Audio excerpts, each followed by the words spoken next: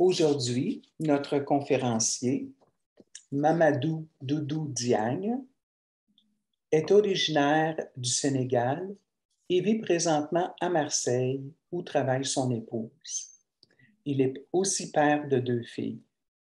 Doudou est à la retraite depuis 2012 de son poste de professeur en lettres de philosophie au lycée de Dakar. Assez jeune, il s'est intéressé à la spiritualité et sa rencontre avec Moussa Ndiaye lui a été salutaire. Il a reçu de Moussa une formation spirituelle basée sur le livre du Lancia. Actuellement, avec ses amis de Dakar, il fait partie du petit groupe d'enseignants qui dispense ce qu'on appelle l'enseignement en sagesse divine progressive, qui occupe essentiellement tout son temps. Aujourd'hui, Mamadou Doudou, parce qu'il aime se faire appeler Doudou, qui est un diminutif de Mamadou, sa présentation a pour titre « Une quête spirituelle, Dieu en question ». Doudou, c'est à toi. Bienvenue. Je te salue beaucoup, Lynn.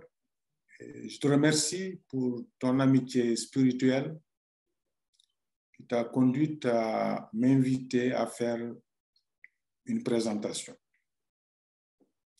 Je remercie l'association Urantia du Québec pour son travail inlassable de promotion des idées et des idéaux issus de la révélation d'Urantia.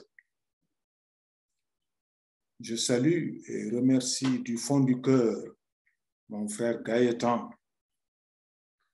pour nos liens et notre collaboration concernant la défense et la manifestation de la vérité spirituelle. Je salue chacun de vous et vous remercie beaucoup pour votre présence, ainsi que pour les questions et contributions que vous ne manquerez pas d'apporter en vue d'enrichir l'exposé. En fait, je ne présente pas une conférence au sens classique du terme. Je voudrais plutôt partager une réflexion-conviction que je vais brièvement introduire de sorte que les échanges, les discussions, les expériences des uns et des autres en constituent la vraie substance. J'ai intitulé mon thème « Quête spirituelle, Dieu en question ». Par quête spirituelle, j'entends qu'il faut chercher Dieu et le trouver, afin de mieux le chercher pour le trouver encore plus.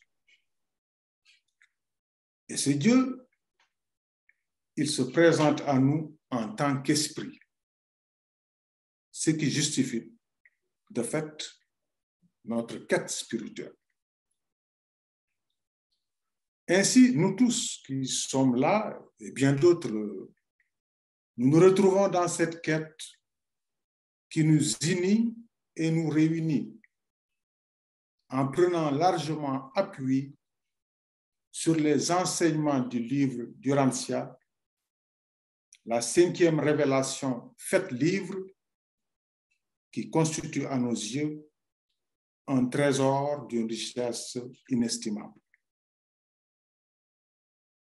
Notre quête signifie que nous considérons que l'être humain, en tant que créature, en tant que mortel ascendant, a un objectif essentiel, Dieu, qui est un être absolu, éternel, infini et parfait. Et cet être, pour ce qui concerne l'homme, se fait représenter par l'ajusteur de pensée. Mais l'homme se rend bien compte que Dieu ne lui est pas évident, comme le monde l'est pour lui. En effet, ni les sens humains, ni le mental matériel, ni la personnalité humaine ne semblent être suffisamment dotés du pouvoir permettant la transparence de la réalité spirituelle de Dieu. C'est pourquoi l'homme, dans sa quête spirituelle, doit reconnaître que Dieu est une question pour sa conscience, une problématique à résoudre, un enjeu fondamental. Il convient dès lors que l'être humain s'engage dans une relation sincère et intime, dans une expérience de créature à créateur. Ce qui suppose que Dieu aussi veut bien se faire connaître. En réalité, ce sont deux êtres symétriques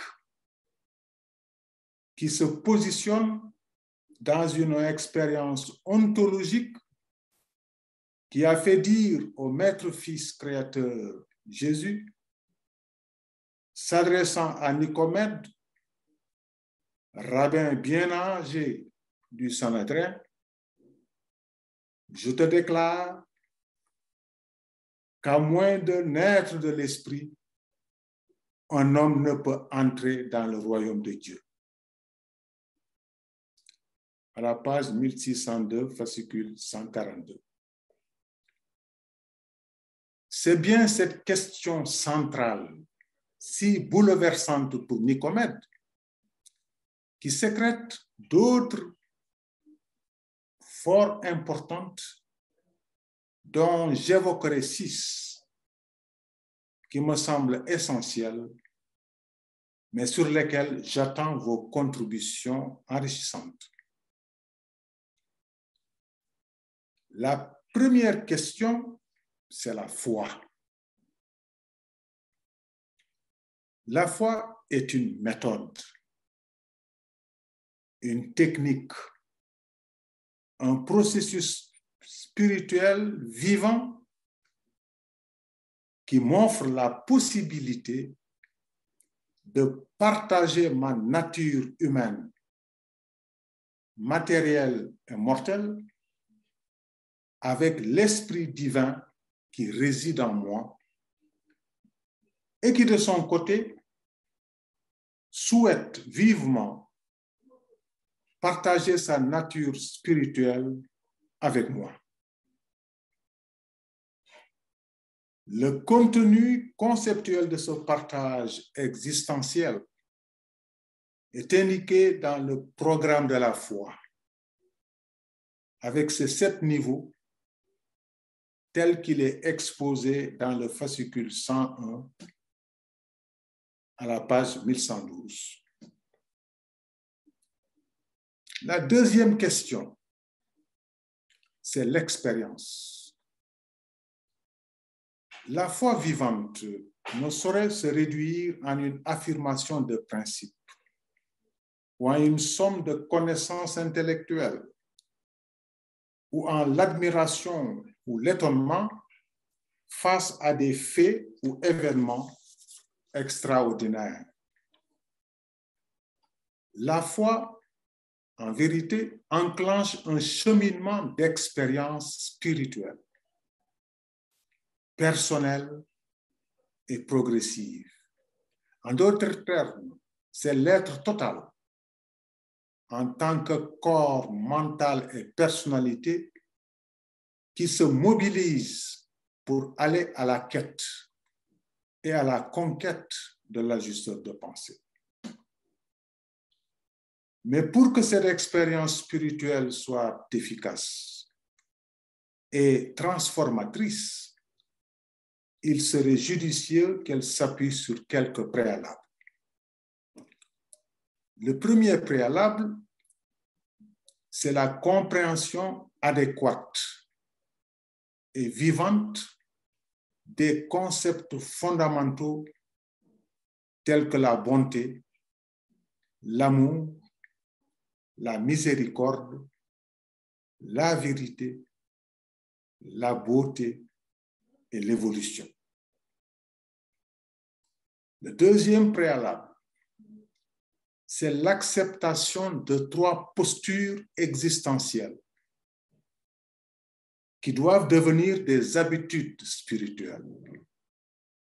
C'est l'adoration, la prière et le service.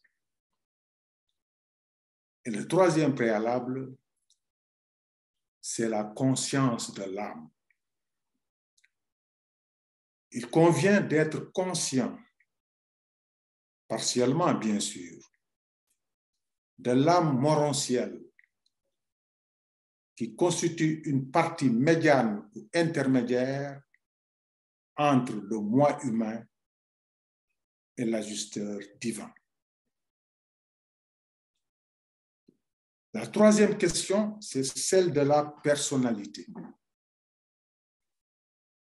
Au cours de notre quête spirituelle, nous découvrons Dieu expérientiellement, spirituellement et toujours progressivement.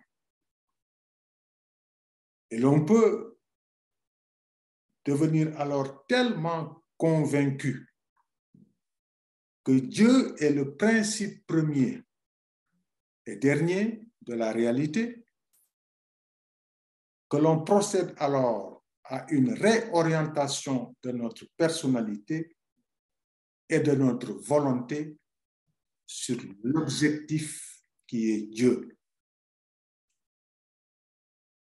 On fait de lui véritablement une priorité décisive dans notre existence planétaire.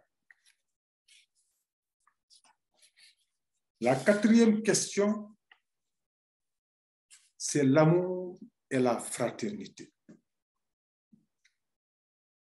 L'amour est le moyen d'expression du bien, du vrai et du beau. La première tension de l'amour spirituel consiste à aimer d'abord Dieu. Je renvoie aux 7 niveaux de la foi. Afin de nous laisser transformer par l'esprit et en participant à la croissance de notre âme. C'est le premier commandement de Jésus. Tu aimeras le Seigneur ton Dieu de tout ton cœur, de toute ton âme, de toute ta pensée et de toute ta force. Son deuxième commandement, qui constitue la deuxième tension d'amour, est dirigé vers les hommes, nos compagnons mortels, nos frères terrestres, en vue de les éclairer, de leur proposer la vérité spirituelle et de les soutenir dans leur quête personnelle de l'esprit intérieur. On entend bien Jésus. Tu aimeras ton prochain comme toi-même. C'est la base de la fraternité. La cinquième question, c'est la confraternité. Après l'amour des hommes, il convient de nous élargir à l'esprit de la confraternité de toutes les créatures de l'univers et du cosmos. En effet, tous les êtres du cosmos sont plus ou moins impliqués dans le plan d'évolution du Père. Et c'est pourquoi ils peuvent être l'objet de notre amour dans le cadre de cette vaste famille du Père universel.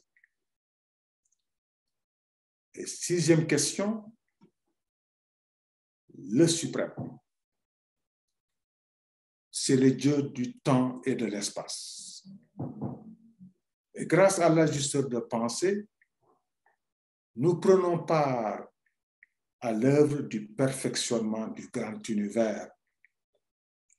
Après que le Père universel, à l'aube du temps, a déclaré son projet de créer l'homme à son image et de l'élever à sa ressemblance. Ainsi, avec la croissance de notre âme, nous contribuons à la réalisation de la volonté de Dieu en devenant de plus en plus conscients de la suprématie. D'abord dans notre vie intérieure, sous la guidance de l'ajusteur de pensée. Ensuite, par rapport au grand tout, avec Dieu le suprême, qui nous conduira à l'émergence de l'être suprême à la fin des temps. Cela revient à dire que chacun de nous est une partie du tout et a un rôle à jouer, une place à occuper sur la planète Urantia et sur les niveaux ultérieurs et successifs d'existence, en exprimant et en révélant les valeurs de personnalité conférées par notre Père. Progressivement, notre âme perçoit le plan du Suprême et aperçoit intuitivement les pas du Suprême, cheminant dans le perfectionnement d'Urantia. Je m'en vais conclure. Dieu nous crée et nous fait don de la vie, d'un mental et d'une personnalité d'ordre matériel. Ensuite, il se fait immanent à notre être comme ajusteur de pensée. Et cet esprit divin veut s'humaniser. Et c'est pour cela que nous sommes là, sur la planète. Notre coopération avec l'ajusteur divin a pour résultat l'âme morantielle progressive et ascendante qui satisfait et l'homme et Dieu. C'est pourquoi il semble qu'il est très important de mettre Dieu en question. La question de Dieu inaugure des questions multiples sur Dieu. Et finalement, on parvient à un questionnement quasi infini qui se pose à la dimension du Dieu infini que nous portons sur notre chère planète, certes enténébrée, mais ô combien compensée par la 5e révélation du livre d'Urantia. Je vous remercie de votre attention.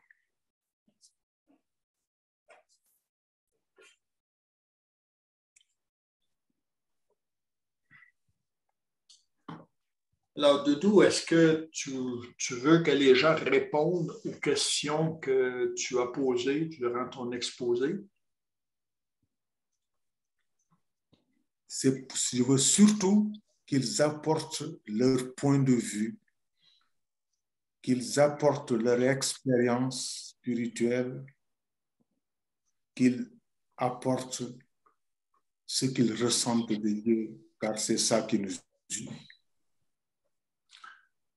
Alors, peut-être que dans la foulée de ces questions-là, peut-être faudrait répéter une à une les questions de façon simple pour que les gens puissent à leur tour commenter sur les questions, peut-être donner leur point de vue. à moins que maintenant, il y a des gens qui ont peut-être eu des inspirations, des questions qui montaient à leur conscience et qui voudraient les manifester à tout le monde qui est là. Alors, est-ce qu'il y en a qui, parmi vous, ils ont été interpellés dans les questions que Mamadou a posées? Est-ce que ça vous a fait monter quelques réflexions ou quelques autres questions que vous voudriez partager avec tous les gens qui sont ici présents?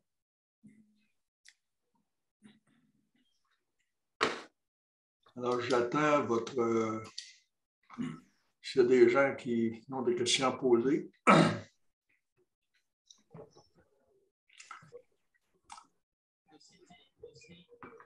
Pour moi, personnellement, la suite des questions que Mamadou a exposées, qui nous a exposées en fait, suscite des réflexions, mais des réflexions tellement profondes que pour l'instant, je ne peux pas discerner clairement quel genre de réponse que je pourrais donner à cette question-là. La seule que je pourrais dire, c'est que beaucoup de ces questions, je me les pose encore aujourd'hui. Je me pose encore des questions sur la foi. Je me pose encore des questions sur comment la foi opère en moi, comment elle vit en moi, comment je peux la rendre encore plus vivante. Alors, je suis certain que tous et chacun d'entre nous, on a ce désir sincère de trouver Dieu. En fait, on l'a tous trouvé, mais de le trouver encore plus de façon plus personnelle, plus éclairante en chacun de nous, plus vaste. Tu sais, moi, j'ai encore beaucoup de réponses sur Dieu, là. Et ce qui est étonnant dans tout ça, c'est que ces réponses-là ou ces questions ne finiront jamais. Et ce que je comprends dans l'exposé de Mamadou, les questions seront à l'infini, tout comme Dieu est infini. Alors, il y a peut-être des questions qu'on se pose chacun d'entre nous et que nous aimerions partager ces réflexions, ces questions pour aider à l'édification de tous et chacun. Comme je mentionnais, pour moi, la foi, c'est des fois, quand j'y repense, c'est encore un mystère. Des fois, il semble que je la cerne, puis aussitôt que je crois l'avoir très bien cernée, on dirait qu'elle m'échappe encore. En fait, dans sa pleine définition vivante, je dis bien pas intellectuelle, mais dans son fait vivant. Et c'est un peu comme Dieu. C'est un peu pour moi comme l'âme. Être conscient de l'âme, comme Doudou l'expliquait, il faut d'abord être conscient de son âme pour être capable de percevoir la réalité de l'ajusteur qui vit en nous. Alors, ce n'est pas toujours évident quand on dit d'être conscient de notre âme.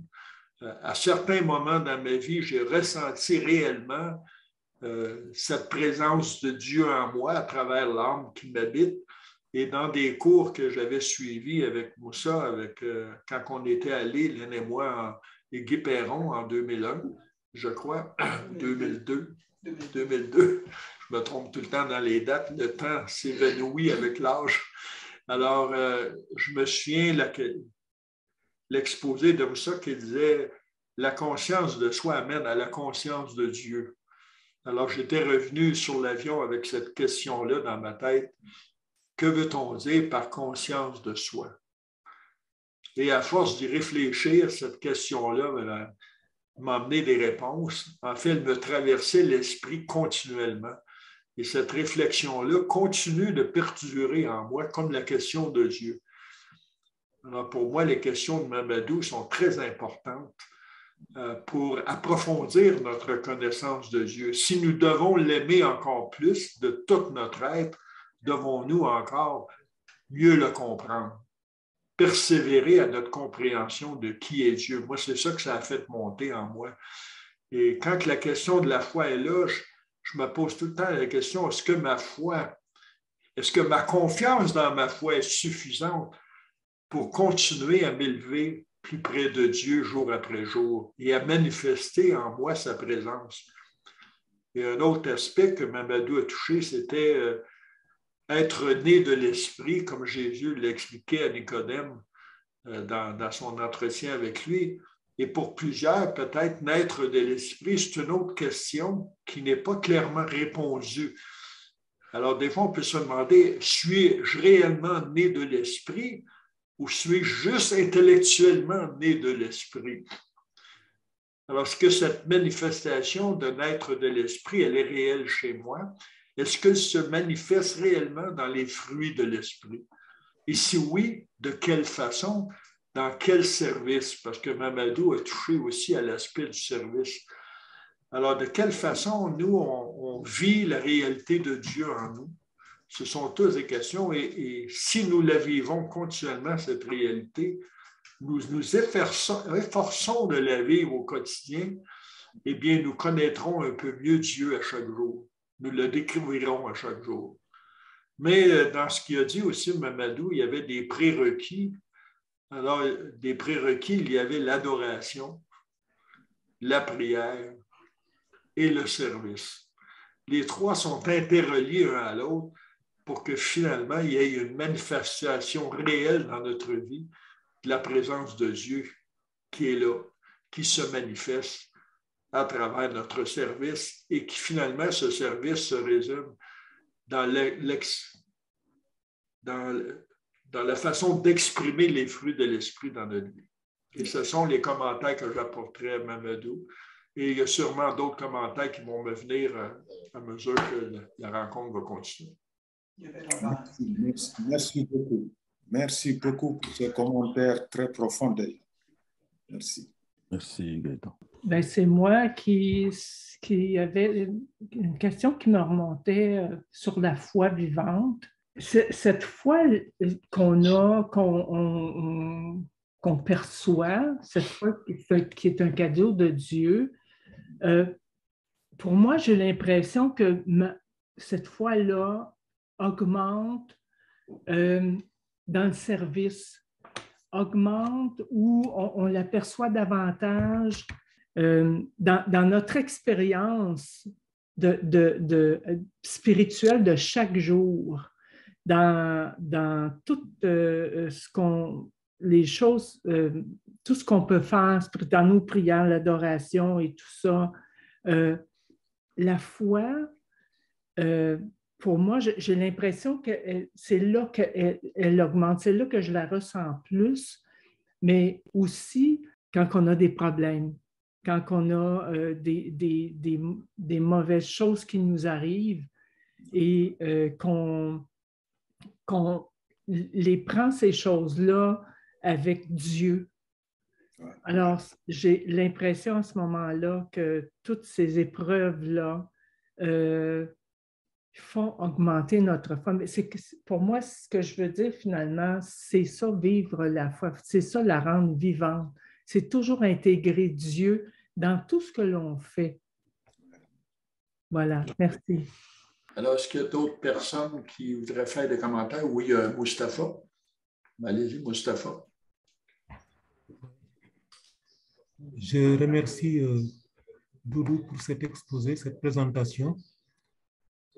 Et je vais l'aborder surtout sous l'angle de ce que ces concepts qu'il a évoqués m'ont apporté, m'ont permis de réaliser aussi et de comprendre. Je cite en vrac quand il a parlé de prière, adoration, service, de l'amour, de la fraternité, de la personnalité, de la confraternité du suprême. Et je me rends compte personnellement comment et à quel point ces concepts ont pris du sens, un sens réel dans ma vie.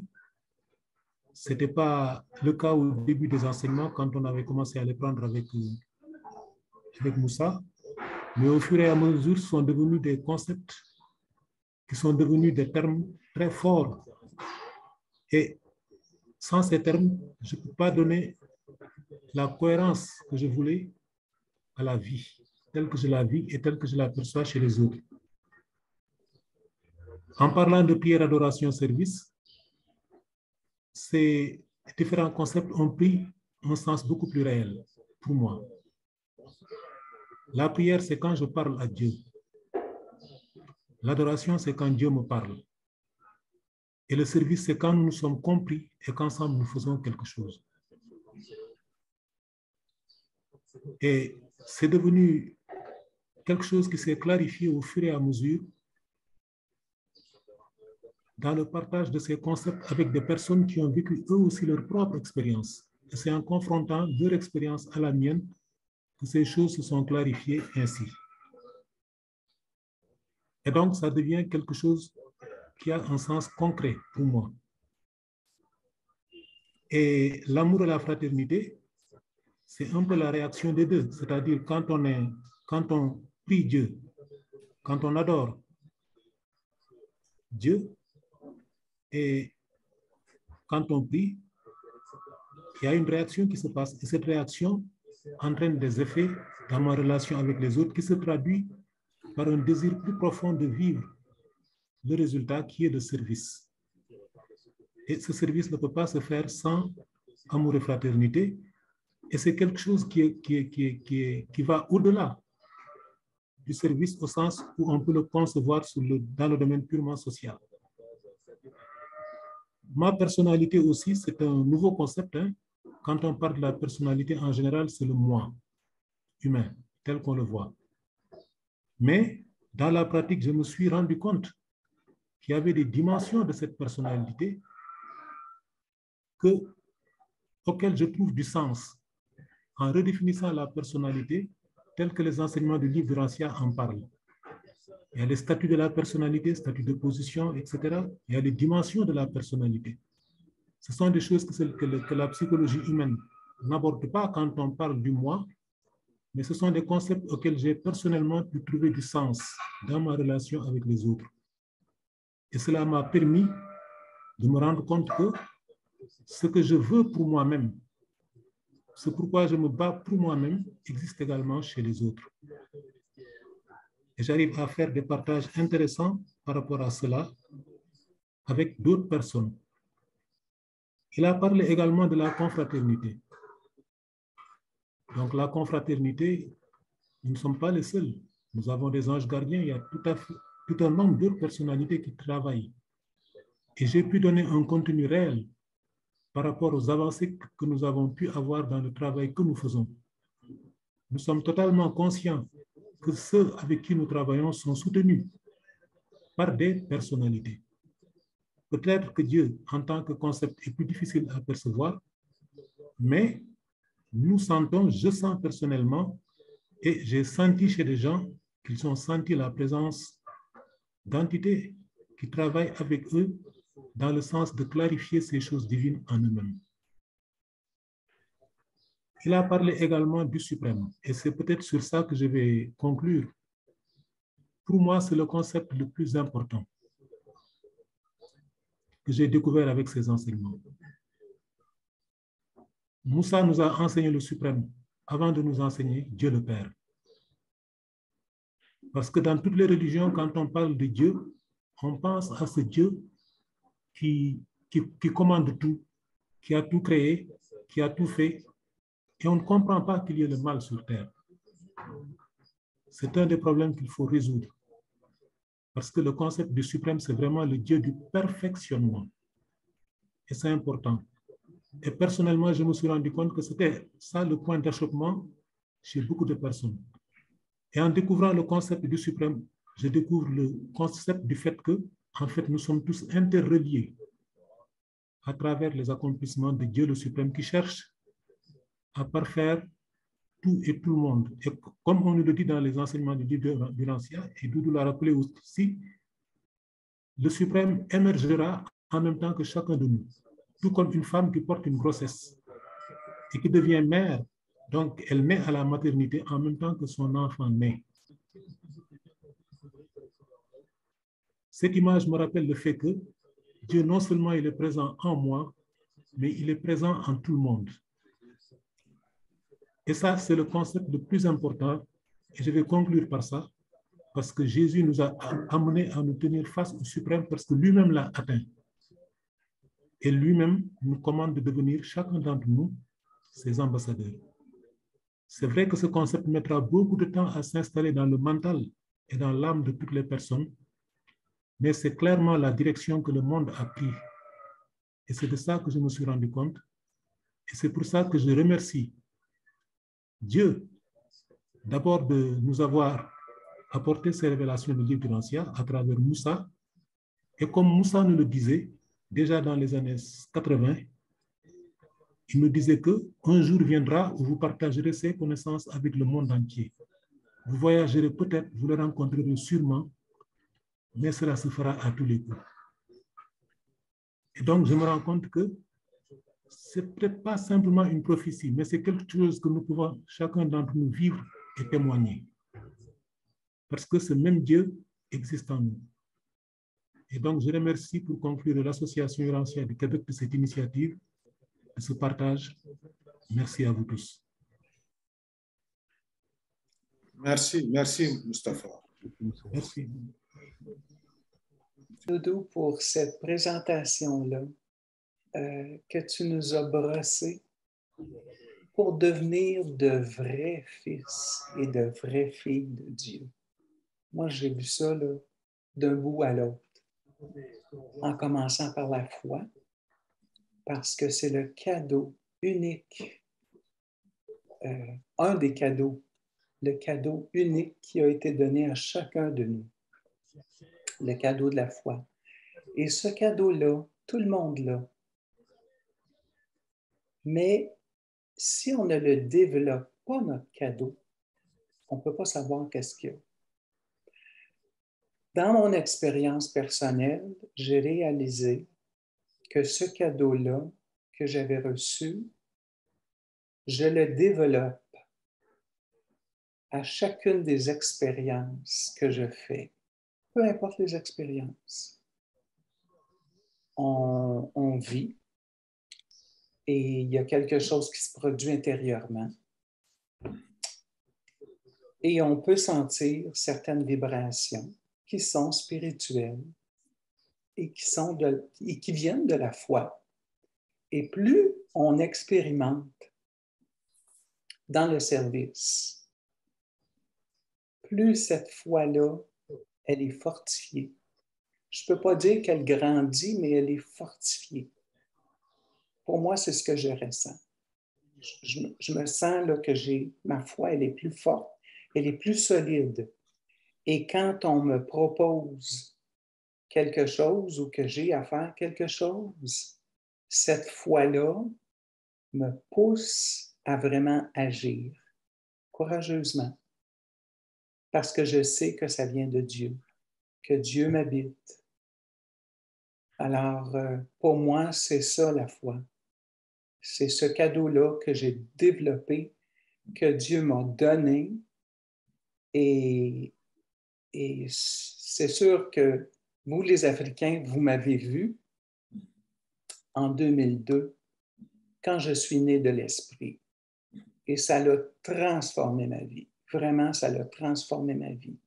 Plus jamais par la suite, j'ai questionné mon mari pour ce qu'il faisait, ce qu'il donnait, pourquoi il le faisait, pourquoi il le donnait. J'ai compris qu'avec Dieu, on ne peut pas le garder, il faut le partager. Alors, c'était mon commentaire, Doudou, qui a monté en moi alors que tu présentais. Merci beaucoup. Merci, Lynn. Merci bien.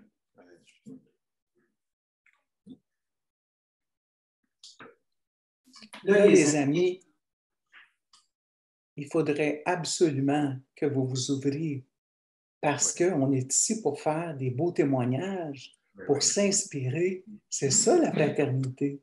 C'est ça. Oui, Louise. Louise, ton micro est fermé.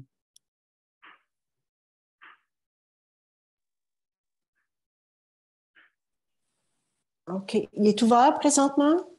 Parfait, merci. Bonjour, Mamadou. Merci pour cette belle présentation.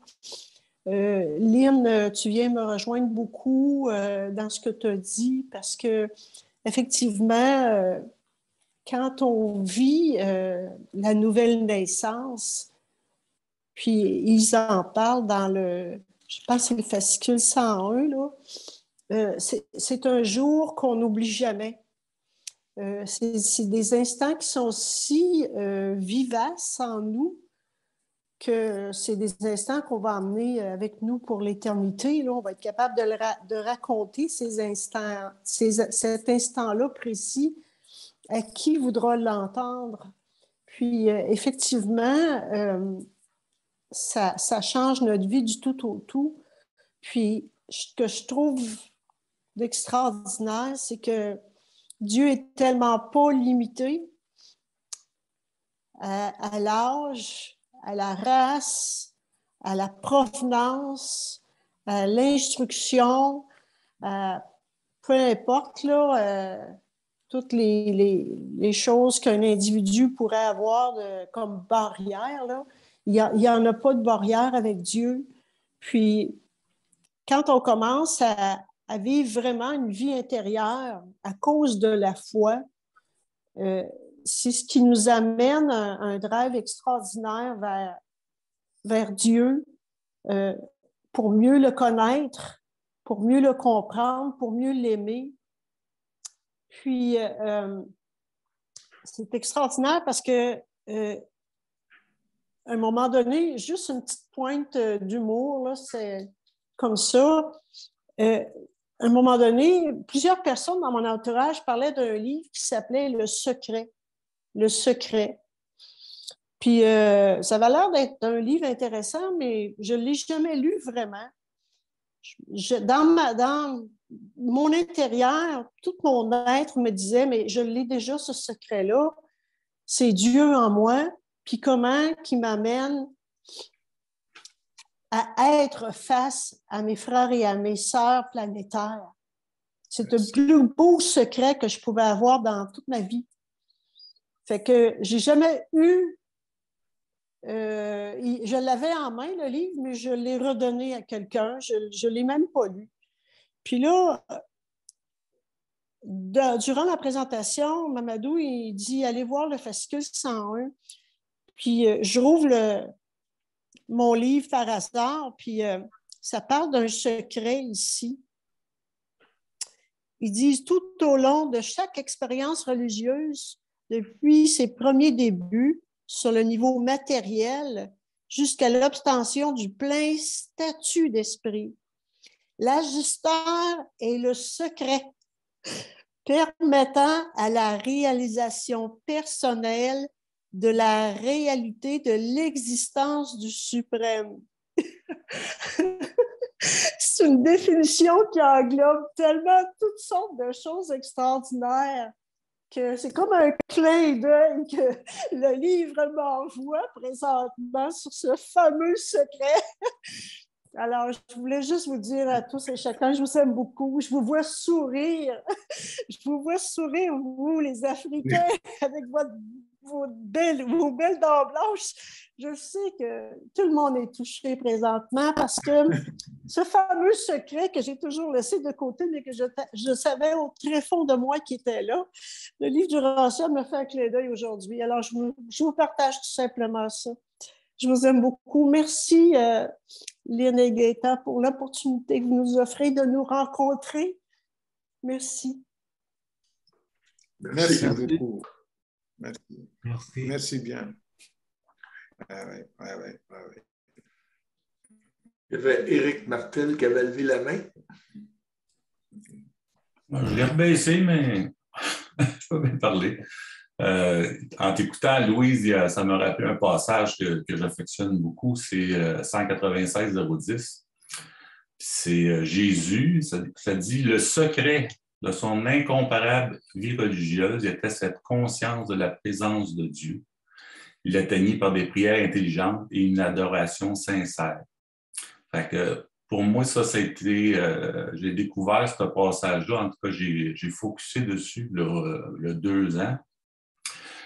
Puis, effectivement, c'est le secret pour devenir de plus en plus conscient de Dieu.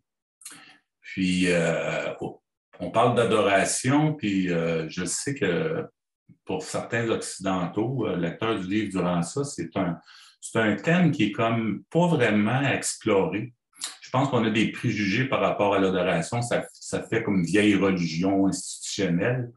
Mais en fait, c'est juste se brancher avec Dieu. Puis il y a un passage qui dit que le mental matériel consent à l'adoration, que l'âme en prend l'initiative, puis que l'ajusteur dirige cette adoration pour le compte de l'âme. Donc, tout ce qu'on a à faire dans l'adoration, mentalement, c'est dire « d'accord ». Là, s'arrête notre action volitive. Et c'est l'âme qui adore, dont on est plus ou moins conscient. Et puis, au niveau de la conscience de l'âme, dans mon groupe d'études, c'est un sujet qui revient souvent. Puis avec le temps, j'ai compris qu'on est beaucoup plus conscient de notre âme qu'on pense. C'est juste qu'on la nomme pas, on ne l'identifie pas à l'intérieur de notre mental comme notre âme.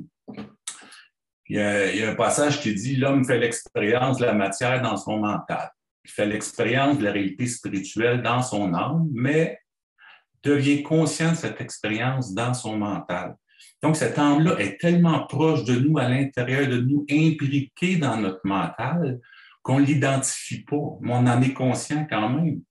Puis, je me suis posé la question, c'est presque comme un enquêteur qui observe mon mental et de dire où est mon âme là-dedans? Comment je peux la nommer? Les pistes que j'ai trouvées, évidemment, quand que je m'installe pour une séance d'adoration, c'est mon âme qui est impliquée, c'est mon âme qui adore. Quand je prie Dieu, mon âme est impliquée là-dedans. Quand je parle à Dieu, mon âme est impliquée. Quand que, dans une situation donnée, j'ai une décision à prendre, ça implique d'autres personnes et que je viens évaluer ma décision avec des valeurs spirituelles, en voyant les autres comme des frères et des sœurs. Mon âme est impliquée, c'est mon âme qui est en train de me parler, c'est mon âme qui est en train de réfléchir. À chaque fois qu'il y a des valeurs impliquées dans une situation donnée, que ce soit intérieure ou avec l'extérieur, chaque fois qu'il y a des valeurs impliquées, l'âme est impliquée. Donc, on est, je crois, bien plus conscient de notre âme qu'on le pense. Alors voilà, merci Doudou pour ta présentation. Super intéressant. Merci Eric. Merci bien. Voilà. Il y a un commentaire qui a été apporté par Pierre dans la discussion, dans la section discutée. Alors, je voudrais le partager avec tous. Alors, Pierre dit un très gros merci à toi, cher Doudou. J'ai énormément apprécié ton discours. J'ai senti très fortement tes vibrations qui sont non seulement très bonnes, mais qui vont dans le bon sens de vivre Dieu quotidiennement. Tu me rejoins totalement. Si tu vis ce que tu dis, tu es vraiment sur la bonne voie. Encore une fois, un très gros merci. Alors, c'est un commentaire qui a été partagé par texte. Alors, si vous pouvez toujours partager vos commentaires par texte, oui. Alors, c'est une autre façon de partager commentaires. Et probablement, il y a des commentaires qui vous viennent à l'esprit quand d'autres commentent les réflexions de Doudou. Alors, je n'ouvre pas, c'est important de les partager. Oui, Claude. Oui, merci. D'abord, je voudrais dire merci à Doudou pour son exposé qui était très édifiant. J'ai bien aimé. Ça a couvert beaucoup de sujets. Alors, j'ai bien apprécié. Je voudrais faire une extension de ce que Louise a dit quand elle parlait de Dieu, puis qu'elle dit que de le connaître, de le comprendre, ça nous aide à l'aimer. Alors, si on fait référence au deuxième paragraphe qu'il y a dans le livre d'Horatia qui parle d'étendre notre conscience cosmique, de rehausser notre perception spirituelle. Puis ce que disait Doudou dans sa conférence, où il parlait beaucoup de connaître Dieu, je pense que le plus grand outil qu'on a présentement, c'est la 5e révélation. Et je pense que pour vraiment connaître Dieu, puis le comprendre, puis ça va nous inciter à l'aimer, c'est justement d'étudier attentivement cette cinquième révélation-là, puis de faire l'effort parce que j'entends souvent dire « Ah, ben c'est compliqué, les premiers fascicules au début, là, c'est complexe, puis finalement, on finit tout le temps à la quatrième partie, la vie de Jésus, c'est sûr, tout le livre est beau, toutes les parties sont belles, et puis je pense qu'il faut vraiment, si on veut vraiment connaître Dieu puis l'aimer, il faut faire l'effort de comprendre l'ensemble de ce que la cinquième révélation nous apporte. Et je pense que, puis on a des moyens pour y arriver. En plus de la cinquième révélation, il y a les groupes d'études. On peut tous participer à un groupe d'études, puis on peut tous s'entraider les uns les autres à travers des groupes d'études. Puis il ne faut pas oublier que les révélateurs, ils nous demandent justement ça, de faire plein de groupes d'études, justement, parce que un groupe d'études, ça finit par entraîner d'autres gens et c'est comme ça qu'on va répandre la révélation sur la planète, là. En plus des groupes d'études, ben, c'est sûr qu'il y a des publications qui sont faites. Là. Au Québec, on pense à Réflectivité. En France, il y a le lien qui est publié. Il y a le journal qui est publié par l'AUI. Il existe plein d'autres publications. Là, c'est pour ceux qui parlent anglais ou d'autres langues. De toute façon, on a des moyens pour traduire à cette heure, ça qu'on peut faire ça. Alors, c'est des moyens comme ça. Il y a des articles intéressants qui sont écrits et qui peuvent nous aider à mieux saisir la cinquième révélation. Il y a aussi les cours UBIS qui sont intéressants à suivre. Il y a une belle formation à aller chercher là. Il y a d'autres formations qui existent là, sur le site de l'UQ. Il y en a d'autres qui sont énumérées là-dedans.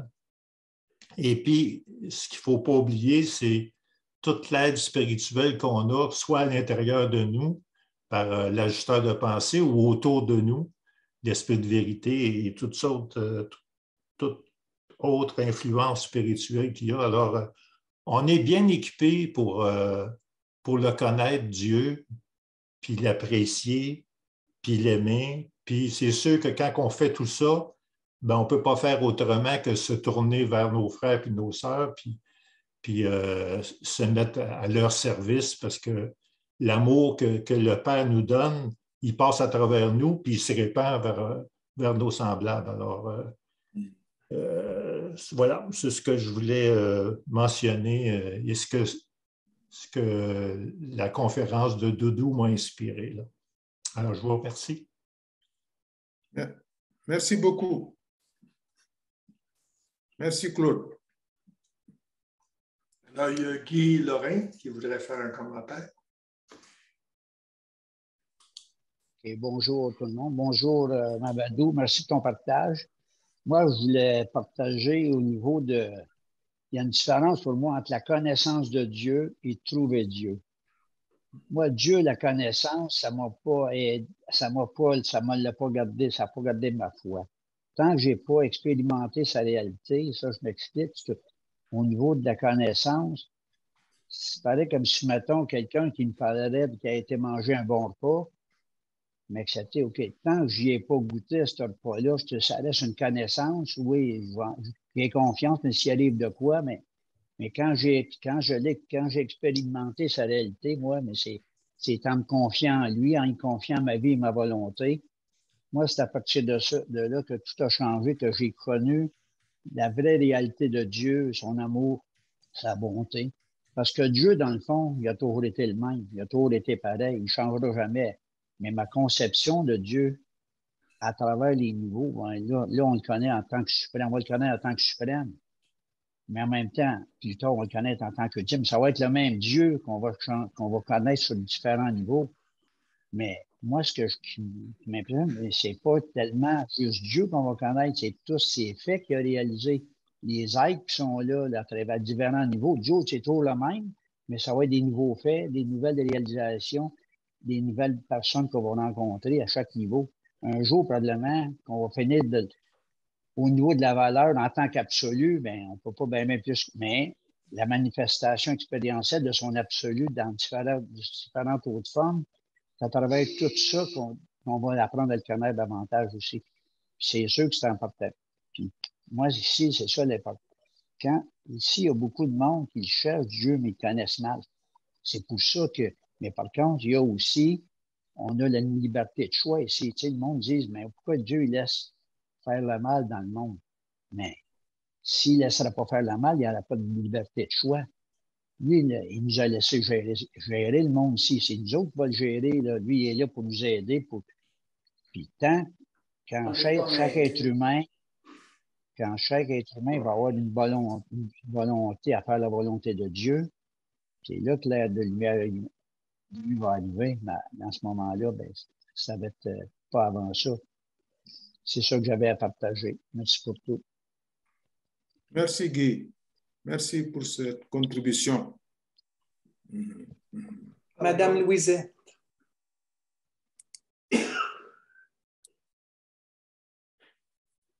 Bonjour. Est-ce que vous m'entendez? Là? Oui, on vous entend. Bon, alors, d'abord, merci à M. Madou là, pour sa conférence. Moi, je suis un peu novice dans l'étude du Rancia et j'aimerais qu'il fasse une relation. Il a parlé un peu de Dieu et des ajusteurs de pensée. Pour moi, des ajusteurs de pensée, là, en tout cas, j'aimerais qu'il m'explique mieux la relation entre. Parce que pour moi, Dieu n'a pas besoin d'ajusteurs de pensée. Là, je vais. Disons que pour ma part, je communique plus avec Dieu qu'avec un ajusteur de pensée. Alors, pourquoi un ajusteur de pensée, là? C'est ma question. D'accord, je vais essayer d'apporter quelques idées. Dieu, on l'appelle au paradis le Père universel. Il est absolu, éternel, infini, parfait. Et s'il était resté au paradis tel quel, il n'y aurait pas eu ce qu'on appelle la création du cosmos dans le temps et l'espace. En fait, nous, en tant qu'êtres humains, nous vivons dans le temps et dans l'espace. Ça quitte le super-univers, ça passe par les univers pour arriver aux planètes. Et donc, nous sommes les derniers êtres, nous les hommes, nous sommes les derniers êtres de la création. En dessous de nous, il y a les animaux. Mais sinon, nous sommes les derniers êtres doués de conscience, c'est-à-dire d'intelligence et de volonté, de libre arbitre. Et en tant que tel, maintenant, nous sommes les êtres qui connaissons au départ le moins Dieu. Et c'est pour cela, Dieu est venu en l'homme en tant qu'ajusteur de pensée pour l'élever de la base animale de l'être humain, pour l'élever à un niveau supramatériel, c'est le niveau morontiel. Et ce niveau morontiel, justement, c'est là où se situe l'âme. C'est pour cela que nous devons travailler sur la planète Terre pour naître de nouveau, comme disait Jésus, mais pour faire développer cette âme. Il ne s'agit pas simplement d'avoir une âme, il faut aussi que cette âme croisse. Comme le fait d'avoir un bébé ne suffit pas, il faut l'alimenter. Et nous avons tout ce qu'il faut. Adoration, prière, service, c'est déjà ça. Et l'ensemble des préalables dont je parlais, ça fait partie de cela, pour que nous puissions justement demander à Dieu Et Dieu, Louisette, il est en nous en tant qu'ajusteur de pensée pour nous élever et nous faire grandir. Et donc, il faut lui demander, parce que si on ne lui demande pas, il ne peut pas envahir notre conscience. C'est pour cela qu'il y a des gens qui disent qu'ils ne croient pas en Dieu du tout, qu'ils ne s'en occupent pas. Et Dieu ne peut pas répondre à des questions qui ne sont pas posées. Pour que l'âme naisse, il faut que l'homme veuille. Et lui, il est là pour nous répondre. L'ajusteur, il est indispensable. Et c'est même, comme disait tout à l'heure, finalement, c'est la foi, mais c'est la foi basée sur l'autre cadeau qui est la présence de l'ajusteur de pensée dans notre mental. Et c'est avec ça maintenant qu'on va remonter le temps et l'espace. Nous allons devenir éternels. Nous allons devenir parfaits parce que Dieu nous accompagne de la planète au système, ensuite à la constellation, l'univers, ainsi de suite, super-univers, jusqu'à ce qu'on soit présent devant lui au paradis. Ce travail exige quand même que Dieu nous aide. Et c'est lui qui a prévu de nous aider parce qu'il savait qu'on devait être aidé. L'homme tout court, avec sa pensée matérielle, intellectuelle, simplement, avec son corps d'origine animale, s'il n'y avait pas l'esprit en lui, il ne pourrait pas remonter la pente. Très, très difficile. On nous a même dit dans quelques passages du livre que si on enlevait les ajusteurs des hommes, la civilisation humaine retournerait à la barbarie. Ça veut dire que notre effort est complété par la volonté divine de perfectionner le tout dans le temps et dans l'espace en suivant notre volonté. Il faut qu'on veuille, mais il est toujours là pour répondre. Et nos ajusteurs vont aller petit à petit vers le paradis. Mais n'oublions pas aussi que à la fin des temps, c'est l'être suprême qui se développe. Donc, Dieu, il est Père universel au paradis. Il est ajusteur en nous. C'est ça qui nous intéresse le plus. Mais il sera l'être suprême. En fait, c'est Dieu qui fait tout. Nous apportons notre collaboration à sa volonté. Et il faut donc se préparer à connaître la volonté de Dieu. Mais il est vrai que connaître la volonté de Dieu, c'est pas facile. Non pas que ce soit trop difficile, mais disons qu'il faut une méthode. Il faut passer par un cheminement dont Jésus disait quelque part, je suis le chemin, la vérité et la vie. En tant qu'il dirigeait l'univers. Mais ce chemin, c'est aller aussi trouver l'ajusteur de pensée dans sa vie intérieure. C'est s'interroger sur ce Dieu-là jusqu'à ce que notre âme naisse. C'est ça la nouvelle naissance. Et c'est travailler avec ce Dieu-là pour que chaque jour, mon âme se développe. Et c'est ça qui doit parvenir à la fin à ce qu'on appelle la fusion, celle que Jésus avait faite pour pouvoir revenir sur cette planète, continuer son travail d'amour avec ses frères humains et repartir. C'est à l'issue de ce rapport, justement, et j'en termine là pour laisser les autres apporter leur contribution sur cette question sans doute, c'est véritablement l'homme et Dieu. L'homme et Dieu sont reliés par l'ajusteur de pensée. Le Père universel est au paradis, mais l'ajusteur de pensée est dans la pensée humaine, dans le mental humain. C'est lui qui relie donc le Père universel aussi à l'homme.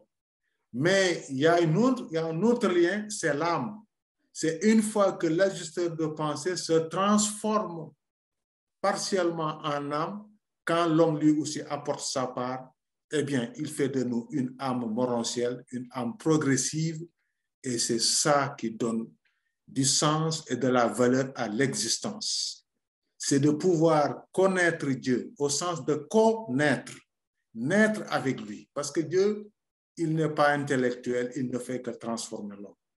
Et c'est cette connaissance de Dieu qui permet à l'homme, petit à petit, de faire la continuité de son être, de parcourir le côté prévu sur cette planète pour arriver à ce qu'on appelle la fusion. C'est la fusion qui constitue l'objectif vraiment le plus important pour cette planète-ci, en attendant d'autres fusions. Merci beaucoup. Voilà ce que je pouvais dire sur cette question. Je vous laisse la parole. Oui, je remercie Mamadou pour son exposé qui était, ma foi, excessivement dense parce qu'il a couvert beaucoup de sujets, beaucoup de paramètres, beaucoup de questionnements aussi, puisqu'il avait 7 questions. Je partage tout à fait cet exposé avec toi, Mamadou. Il y a quelque chose que j'aurais souhaité souligner, c'est l'importance du mental dans la découverte et dans la connaissance de ce fameux Dieu. Et la connaissance, elle est essentielle. Sans un mental éduqué, on ne peut pas connaître. Et donc, l'ajusteur de pensée, quand il arrive, la première chose qu'il fait, c'est donner la conscience intellectuelle de Dieu. Et puis après, une fois que l'ajusteur de pensée est installé, il fait en sorte qu'il cherche à ce que nous connaissions Dieu nous-mêmes pour mieux l'apprécier, pour mieux l'aimer, et puis après, pour essayer de lui ressembler. Et il y a une phrase dans le livre du Rancière qui revient souvent, et c'est la spiritualisation du mental. Et ma question, Mamadou, c'est, j'aurais voulu que tu élabores un peu sur ce que signifie le terme spiritualisation du mental. Oui, la spiritualisation du mental, c'est justement cet effort de l'être humain qui, après s'être interrogé sur la nature, sur l'environnement, sur la société, après avoir compris la vie matérielle, la vie humaine, s'interroge sur la source de tout cela. Je pense que ça fait partie des premiers moments que tout être humain, à un moment donné, arrive à apporter à sa conscience comme problème. Donc, quand on s'interroge, parce que la nature du mental est toujours de demander la cause des choses, l'origine des choses. Et à ce niveau, l'homme se rend compte qu'il ne connaît pas sa cause. Sinon, il va référer sa cause à la matière. Mais à partir du moment où il accepte qu'il a un mental, une personnalité, il va forcément rattacher son être à plus que la matière. Et donc, il va chercher à comprendre comment accéder à Dieu. C'est ce désir de vouloir comprendre à accéder à Dieu qui constitue un début de spiritualisation. C'est-à-dire que le mental prend en charge une question qu'on appelle en philosophie métaphysique. Au-delà de ce que je cherche sur cette planète, les intérêts matériels, mes satisfactions, ce n'est pas ça. Ce sont des questions profondes. En fait, c'est là aussi que je disais dans l'exposé, et je voulais effectivement de pareil enrichissement, Dieu en question. Dieu, c'est une question. Il faut qu'on le mette en question dans notre mental. Et quand on fait cela, c'est un début de spiritualisation. Mais ce qui se passe souvent, c'est que notre mental n'est pas suffisamment instruit ou éduqué pour petit à petit faire les pas qu'il faut pour que Dieu devienne quelque chose de beaucoup plus clair. Et c'est ça qui est le problème. La spiritualisation, il faut qu'elle passe par la connaissance de la vérité. Il faut qu'elle passe par la foi. Il faut qu'elle passe par l'expérience. Le mental doit s'associer à la personnalité. C'est pour cela que j'ai fait une partie, la personnalité. Il ne faut pas que ce soit simplement mental. Quand c'est simplement mental, ça ne va pas loin. Il faut que le mental soit accompagné d'une volonté de personnalité, de vouloir saisir Dieu en tant qu'il est la source des valeurs. Et que ces valeurs doivent me convenir. C'est à ce moment-là qu'il y a une réelle spiritualisation du mental. Si on laisse la personnalité de côté, on n'avance pas beaucoup. Et c'est pour cela qu'on nous dit dans le livre continuellement, ce n'est pas tant vos connaissances que vos décisions sincères et fermes. La persistance dans votre quête, c'est toujours, on nous le dit. Pourquoi? Parce que justement, le mental, au sens de simplement les adjuvats, ce mental doit être complété par le moi en tant que personnalité avec les valeurs et la volonté et le libre arbitre. Et c'est quand les deux sont associés que réellement Dieu est en mesure de pouvoir prendre l'être total. Il faut que l'homme se mobilise, je l'ai dit dans le texte aussi. Il faut mobiliser tout l'être pour que Dieu dise oui, il vient parce qu'il est sincère, parce qu'il est total. Ce n'est pas une partie de lui qui interroge, c'est le tout. Même si l'individu va utiliser le mental pour faire cette quête, ce mental, ne l'oublions pas, est forcément en rapport avec un niveau de volonté. S'il n'y a pas de volonté, rien ne se passe. Si maintenant cette volonté n'est pas en rapport avec des valeurs, Dieu n'est pas impliqué aussi. Il faut au moins que le côté moral et le côté religieux soient dépassés pour qu'il y ait une spiritualisation de l'être. La spiritualisation se fait au-delà de la religion même. C'est le mouvement transformateur de l'être lui-même. On peut avoir une attitude religieuse, mais c'est Dieu qui spiritualise. Et c'est cela qui constitue véritablement la base du mental. Pour que le mental se spiritualise, il faudra que l'individu sache comment se laisser éclairer, sache accéder à la vérité et sache agir, expérimenter cette vérité et attendre que Dieu nous transforme et avoir l'intuition de cette transformation pour dire, ah, j'ai gagné ceci,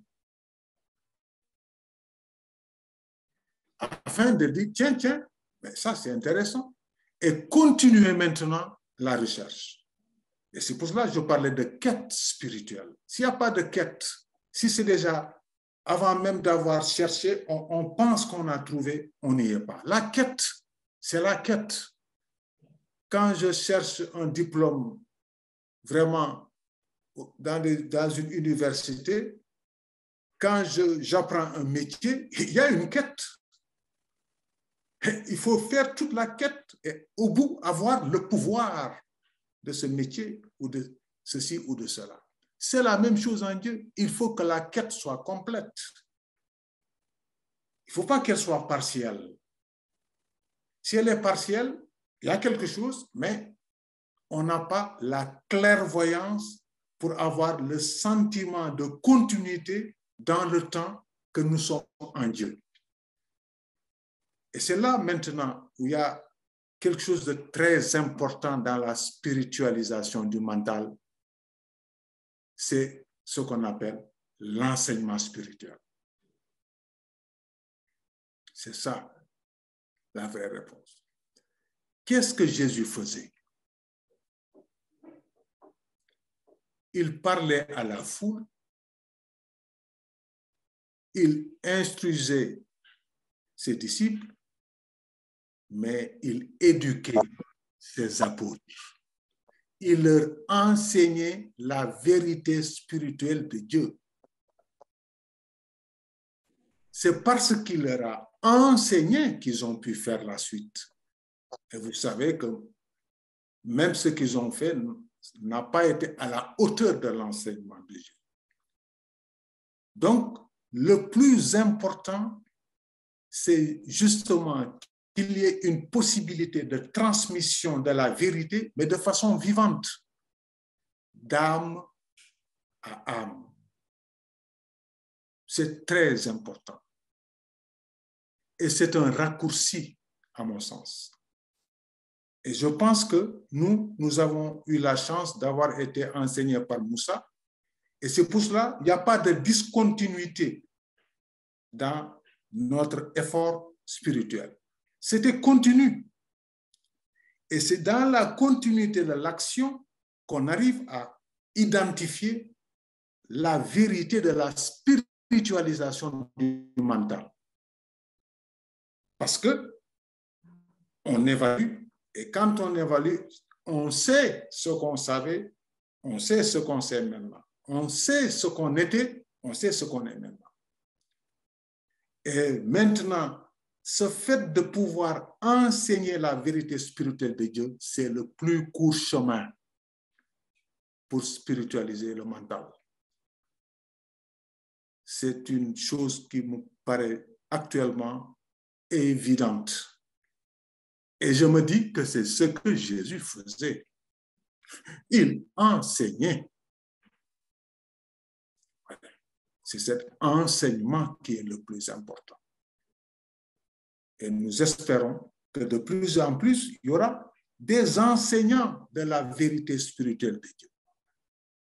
Car même sur le plan humain, si on veut acquérir quelque chose de façon essentielle, mais on va là où ça s'enseigne.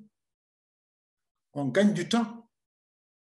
On peut le faire de façon personnelle, mais en allant dans la structure qui convient, on gagne beaucoup de temps.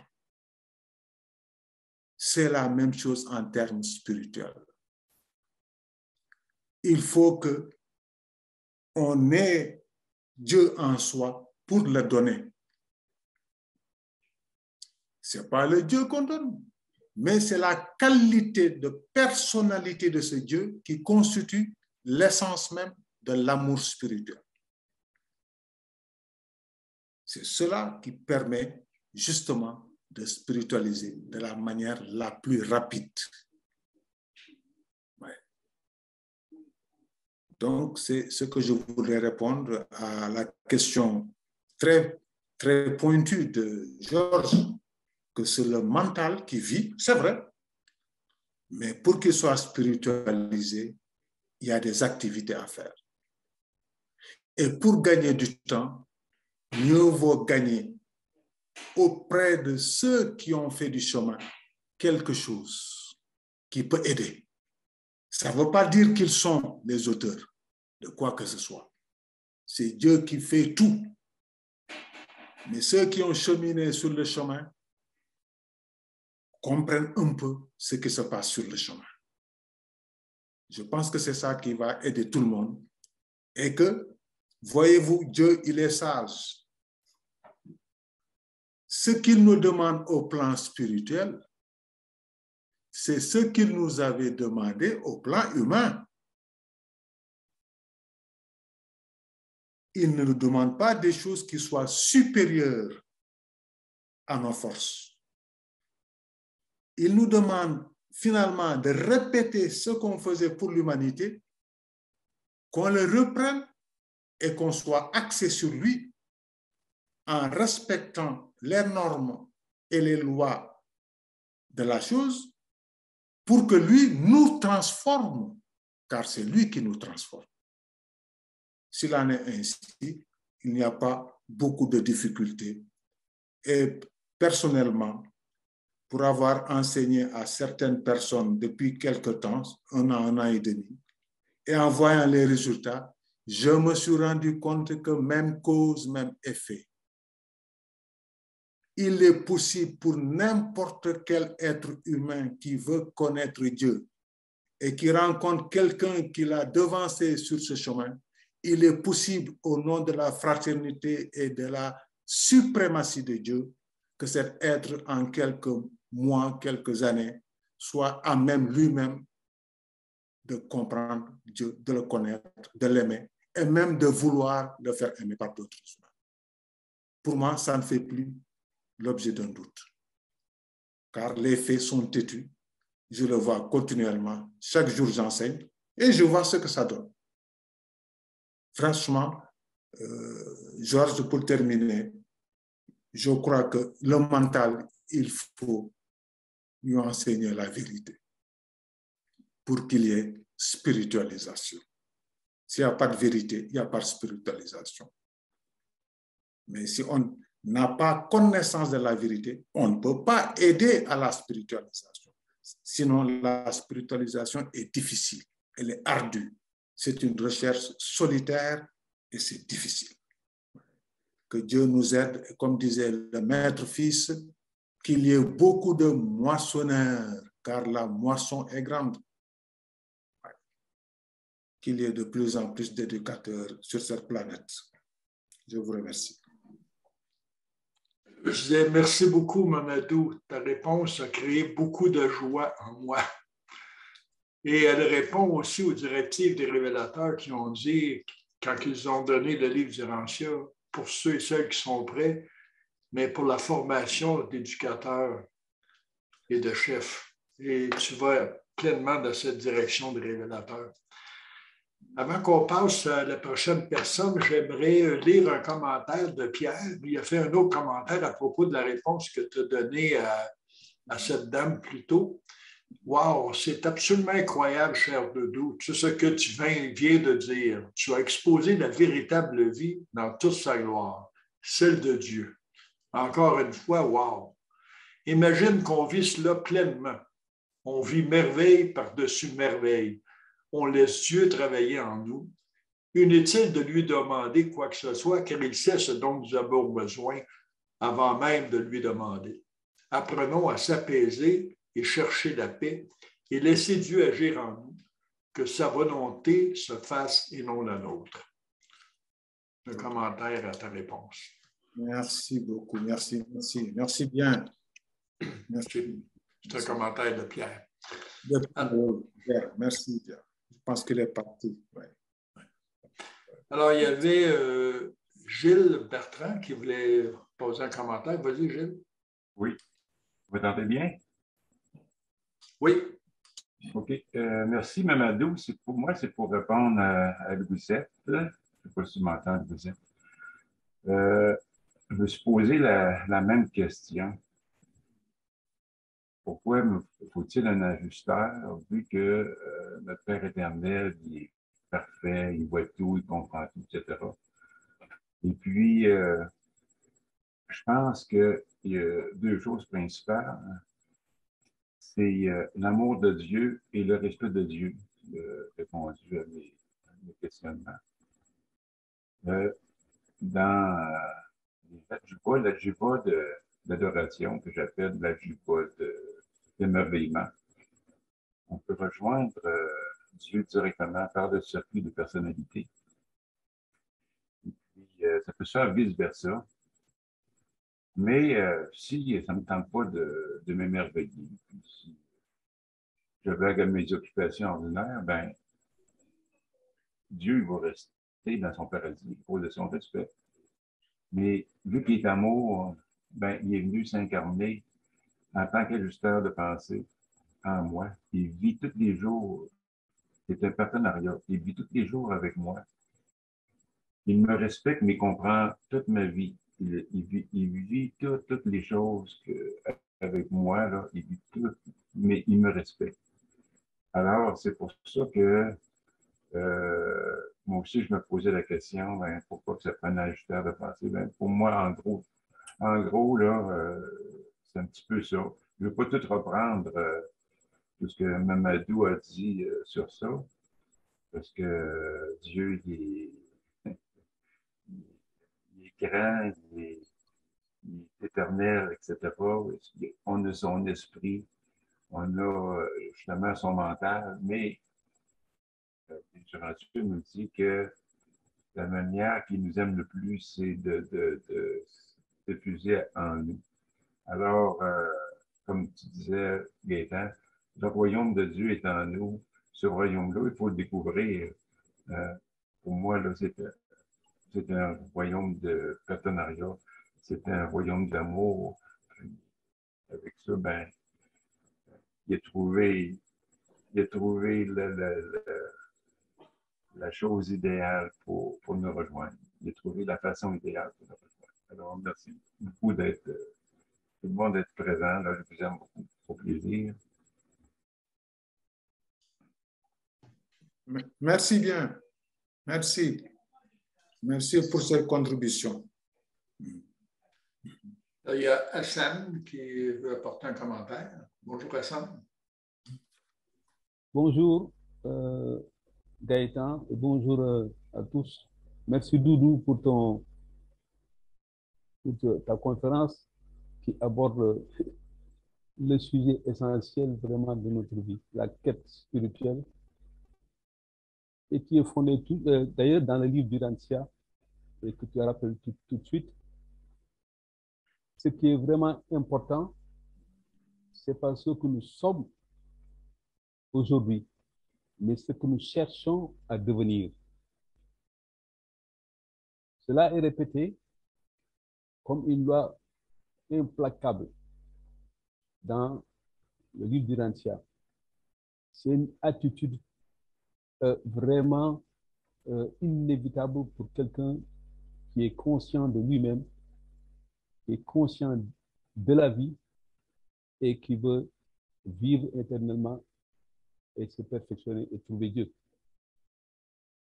Cela veut dire que Dieu n'a pas d'autre moyen pour nous de nous amener à lui si vraiment nous ne cherchons pas, si nous ne cherchons pas à l'atteindre. C'est ce que nous cherchons à devenir qui nous fait grandir. C'est même dans la vie humaine, ça se vérifie cette loi. Si aujourd'hui je veux courir plus vite, ben, il faudra que je fasse l'effort que j'ai envie de m'entraîner. Quelqu'un qui n'a pas envie de courir, vous ne ferez jamais de lui un athlète de 100 mètres. Il faut d'abord donc avoir envie, chercher à être meilleur, c'est-à-dire plus, chercher à toucher Dieu, aspirer à cette nature parfaite, éternelle. Et c'est ça l'adoration. Il faut avoir ce désir d'être en contact avec cette réalité éternelle et infinie, Dieu. C'est ça l'adoration. Chacun de nous a cette capacité, a ce pouvoir. Mais il a ce pouvoir parce qu'aussi il est personnel. Et c'est important de le rappeler et de bien insister là-dessus. Le mental n'est qu'un outil. Les adjuvants ne sont que des outils. Et à ce titre, nous avons les mêmes 5 premiers adjuvants que les animaux. Mais ils n'ont pas de personnalité. Quand ils ne sont pas là, quand sa personnalité n'est pas là, ces adjuvants ne servent qu'à satisfaire les besoins instinctuels, comme les animaux. C'est la présence de notre personnalité qui active ces adjuvants, les utilise dans une direction de chercher à percevoir la réalité matérielle pour en avoir conscience, qui fait que nous sommes des êtres intellectuels, nous sommes des penseurs. Sans cette personnalité, eh bien, on serait comme des animaux. Ça, c'est bien défini. Les adjuvants sont des outils. Et ce mental, Dieu nous l'a donné. Dans un premier temps, avec donc cette vie humaine, pour que nous prenions conscience de la réalité matérielle. C'est d'ailleurs pourquoi souvent, dans le livre, on dit mental matériel, et pourtant ce mental-là n'est pas matériel du point de vue de sa constitution. Ça ne vient pas de l'homme, ni de la matière, ça vient de Dieu. Mais dans son fonctionnement, dans ses aptitudes, ce mental est doué pour appréhender la réalité matérielle. Donc, nous avons un mental matériel, c'est-à-dire qui est apte vraiment à nous, à régler nos problèmes matériels. Cependant, là, c'est la personnalité qui pose le problème métaphysique dont Dieu a parlé. Je veux vivre. D'où est-ce que je viens? Chercher la cause de la vraie réalité, en fait. Et ça, pour cela, il faut une réponse de celui qui nous a créés et que nous ne sommes pas créés. Chacun a conscience de la vie, mais chacun sait qu'il n'est pas la source de la vie. Donc, il faut que Dieu, qui est la réalité qui nous a créés, d'où tout est sorti, mais nous répondre. Mais ce Dieu-là, il est au paradis. Il est éternel, il est absolu, il est infini. Comment je vais le toucher? Tant que je pense à lui ainsi, je ne peux pas le toucher, moi, personnalité limitée, ici, fini. Et c'est pourquoi certains disent que Dieu est inaccessible. Lui, il a résolu le problème en se fragmentant, disons en se réduisant, si on parlait autrement, en se réduisant, en réduisant sa nature jusqu'à habiter notre mental. Donc, chacun de nous est habité par un fragment de Dieu qui est de la même nature que le Père universel. C'est ce fragment-là qu'on appelle ajusteur de pensée. Ajusteur, c'est une partie de sa fonction. Il ajuste notre pensée. Mais ce n'est pas vraiment sa nature. Sa nature, c'est le fragment du Père universel. Ajusteur, c'est une fonction. C'est pas donc par le langage qu'on dit ajusteur de pensée, ajusteur de pensée. Donc, un homme, par son mental, habité par son ajusteur de pensée, quand il touche cet ajusteur de pensée, il a en fait touché le Père universel. Et les ajusteurs traduisent et répercutent instantanément nos désirs, nos adorations au Père universel. Il est conscient de tout, comme on dit. Dieu, il est au paradis, mais il est infini, éternel, il sent tout, il entend tout, il perçoit tout. Il a un réseau. Le réseau personnel, la personnalité qui vient de lui, mais le réseau lui-même, disons son fragment qui est en nous. Donc, il n'y a pas de problème il n'y a pas de différence entre lui et le Père universel. Quand je fais un avec l'ajusteur de pensée, je fais un avec un fragment du Père universel. Et j'estime donc, je suis capable d'exprimer la nature du Père dans le temps et dans l'espace. Et c'est pourquoi aussi on dit, le royaume des cieux est en vous. C'est ce Dieu-là qui est en moi, ce fragment.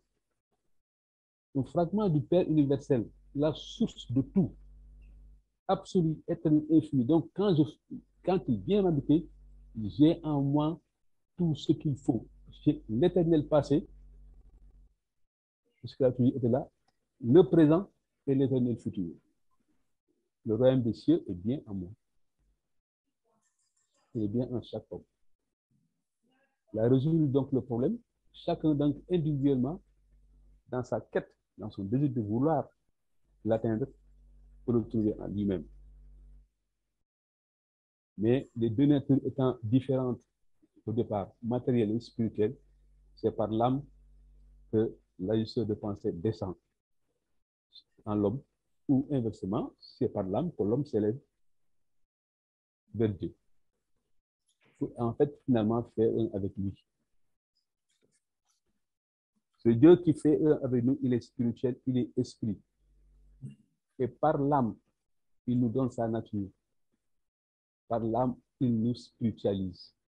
Et notre mental, qui était essentiellement dirigé vers la matière, est maintenant de plus en plus dirigé vers l'esprit. Notre mental se spiritualise.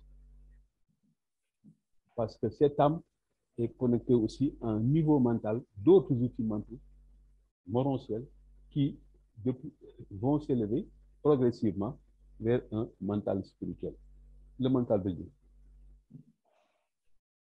Donc, c'est un phénomène progressif qui est alimenté par notre foi et des activités, les activités que Bouddha a résumées au pas, la prière, l'adoration et le service.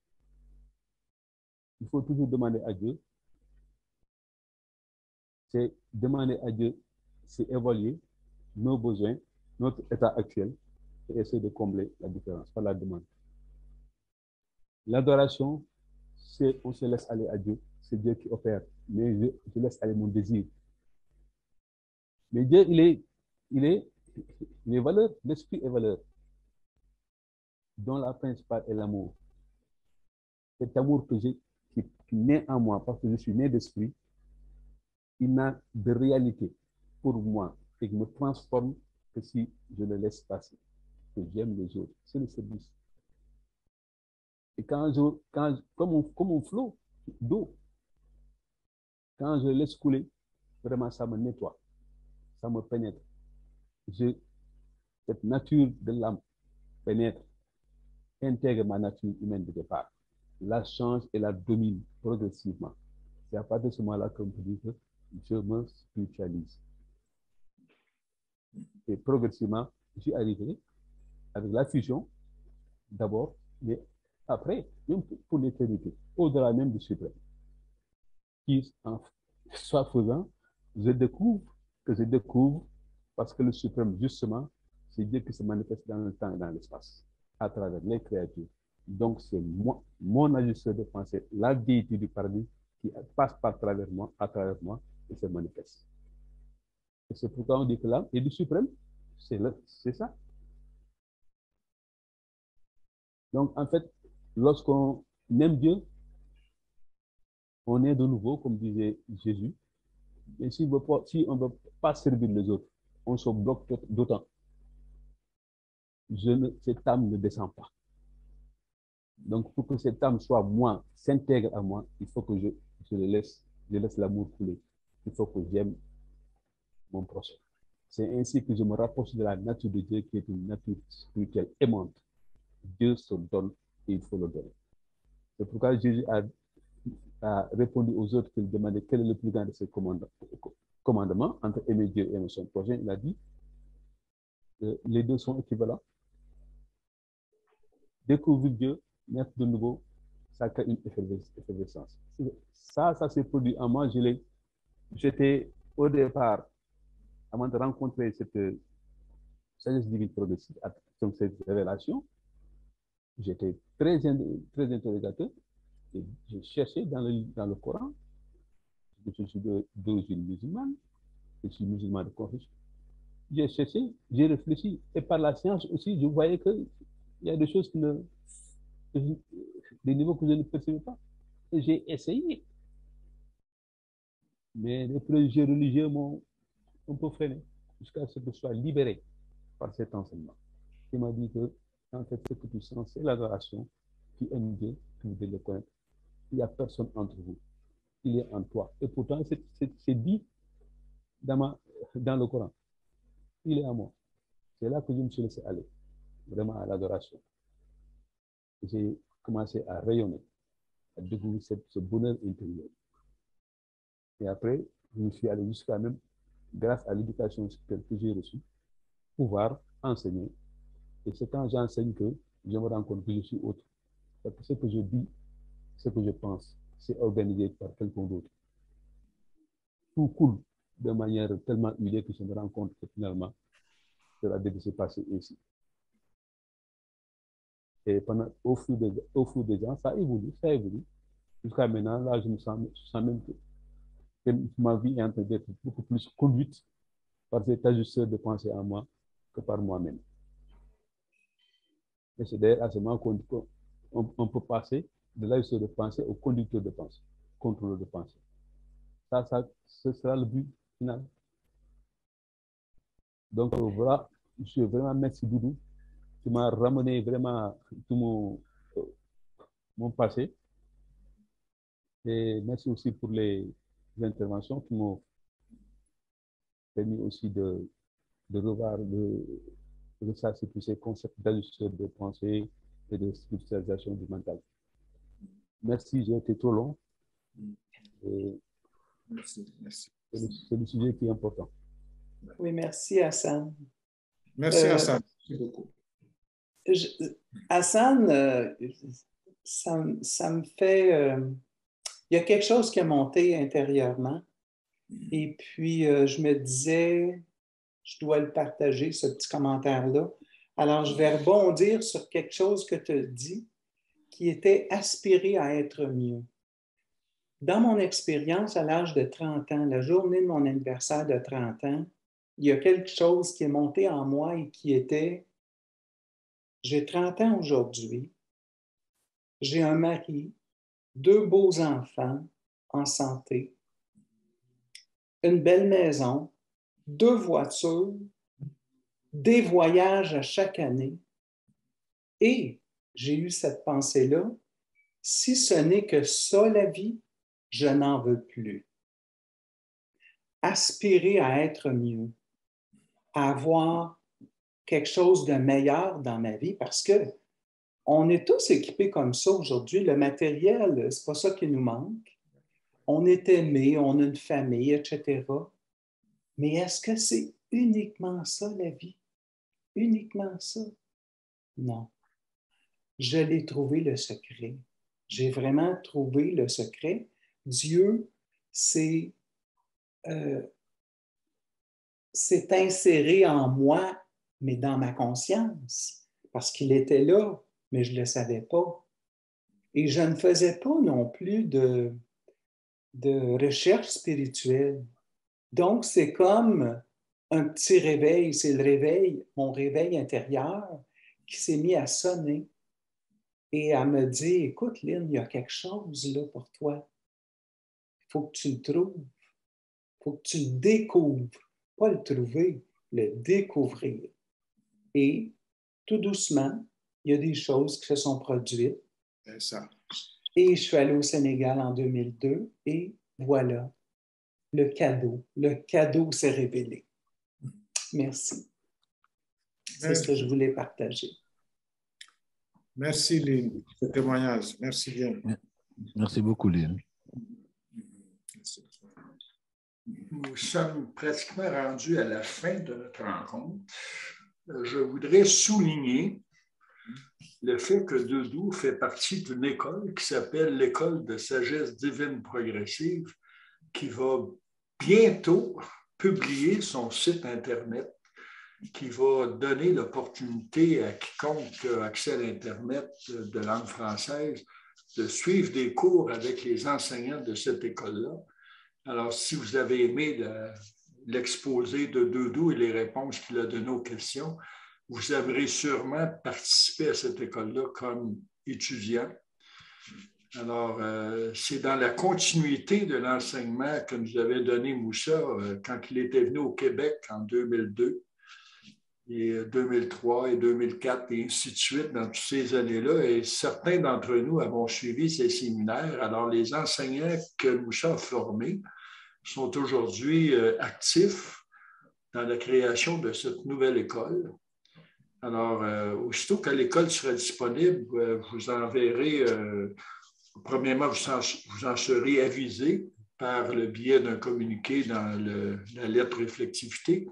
Et aussi, les liens pour accéder à cette école seront sur le site Internet de l'Association Urantia du Québec, dans la section éducation, où vous avez accès aussi à d'autres écoles.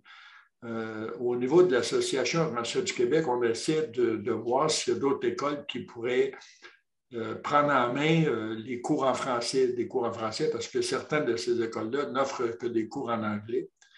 Alors, on travaille en collaboration avec eux pour essayer de voir s'il y a possibilité d'avoir des cours en français de toutes les écoles. Donc, il y a plusieurs écoles et ça revient à ce que Doudou disait tantôt. Pour pouvoir mieux connaître Dieu, faut-il le redonner aux autres? Et le redonner aux autres, c'est devenir soi-même des enseignants.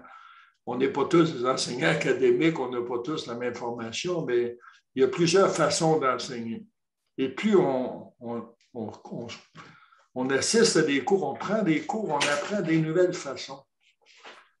Alors, en tant que lecteur du livre d'Urantia, rappelez-vous que si ce n'est pas nous qui partageons la lumière, qui ce sera? Si ce ne sont pas nous qui sommes le sel de la terre, alors qui le sont? Alors, on a une responsabilité quand on connaît la révélation, c'est celle de la partager. Mais pas seulement d'essayer de donner le livre. On sait que ça ne marche pas, ça, tout le temps, donner le livre. Alors, faut-il apprendre à vivre les enseignements et à connaître Dieu? Et connaître Dieu, mais c'est comme Doudou disait, c'est de poser la question, qui es-tu Dieu? Et dans ce que Doudou disait, moi, je m'en pose toujours des questions. Puis il y a une question que j'ai eue dans mon mental dernièrement, dans mes méditations, c'était, comment me parles-tu, Dieu? Comment je sais que tu m'envoies, que tu me parles, de quelle façon tu me parles, tu m'inspires? Alors, il faut se poser plein de questions à propos de Dieu. Et c'est vrai que Dieu est une question à des millions de réponses, des milliards de réponses, à l'infini. Et dans un livre que j'avais lu il y a plusieurs années, qui s'appelait Anna and Mr. God, la petite Anna de 5 ans disait une question qui a des millions de réponses, ce qui veut dire que ça rapporte une question, ça doit être une bonne question. Alors, moi, je remercie Doudou pour sa conférence, son exposé. J'ai ressenti beaucoup de joie intérieure, beaucoup d'émotions. Beaucoup de choses me rejoignaient, beaucoup de choses m'ont éclairé. Parce que des fois, dans notre recherche de Dieu, c'est vrai qu'on a besoin de rencontrer des gens qui ont parcouru le chemin, qui peuvent nous montrer qu'on est sur la bonne voie. C'est ça. Et ça rafraîchit l'âme, ça rafraîchit notre vigueur, ça rafraîchit notre courage, ça vivifie notre foi pour nous indiquer qu'on peut continuer, on est sur le bon chemin. Alors moi, c'est ce que je te fais comme commentaire et comme remerciement de Dieu. Ah, merci beaucoup, merci beaucoup. Et un dernier mot pour dire que ce que tu viens de dire, c'est ça qu'on appelle la fraternité aussi. Mais pour être frère, il faut s'aimer. Et s'aimer et aimer, c'est toujours donner. Et c'est le seul bon verbe à conjuguer, aimer. Et à conjuguer au présent seulement. Il n'y a que le présent qui marche. C'est le verbe à conjuguer au présent. Comme Dieu dit, je suis. Voilà. Que Dieu nous soutienne dans cet effort pour que nos efforts communs aboutissent à quelque chose de plus grand que ce que nous avons maintenant. Et je suis tout à fait maintenant certain qu'il en sera ainsi parce que justement, on a cheminé sur cet enseignement et on a vu de ces choses qui étaient au-delà de nos espoirs. Ouais. Et que vraiment la volonté de Dieu se fasse à travers nous pour le victoire ancienne. Merci beaucoup. Merci. Merci à toi, Doudou, pour ta disponibilité, pour tes lumières, tes lumières, parce que tu nous as vraiment éclairés durant cette conférence. Et puis à tout le monde, merci d'avoir été là. Salut Robert, mais on quitte. C'était à midi. C'était à midi la conférence. Donc, à tout le monde, on ne sait pas à quand va être la prochaine conférence. De toute façon, quand j'aurai trouvé quelqu'un et que j'aurai une date d'arrêter, on vous laissera savoir par la réflexivité et à nos amis européens et africains. Je vous enverrai un petit courriel d'invitation, la même chose. Donc, à tout le monde, bon dimanche. Merci beaucoup. Merci bien. Et à la prochaine. À la prochaine. À la prochaine.